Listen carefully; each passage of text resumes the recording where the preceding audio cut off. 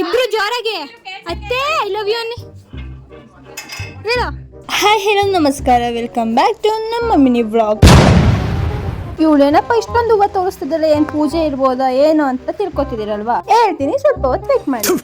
ಒಂದು ಕಣ್ಣೆದ್ರಿಗೆ ಇದ್ರೆ ಒಂದು ಶೂಟ್ ಮಾಡಿ ಸಾಯಿಸ್ಬಿಡ್ತೀನಿ. ಇರಿಟೇಷನ್ ಕಣ್ರಿ, ಕಳ್ಸಿ ಆಚೆ. ಗೈಸ್, ನನಗಂತೂ ಮುತ್ತಿನ ಮೇಲೆ ಮುತ್ತು, ಸುರಿಮಳೆ ಅಂದರೆ ಸುರಿಮಳೆ. ಅಷ್ಟು ಮಕ್ಕಳಿದ್ದಾರೆ, ಅಷ್ಟು ಮುತ್ತು ಕುಡಿಸ್ಕೊತಿದ್ದೀರಿ ಗೈಸ್. ತುಂಬ ಕ್ಯೂಟ್ ಅನ್ಸುತ್ತೆ.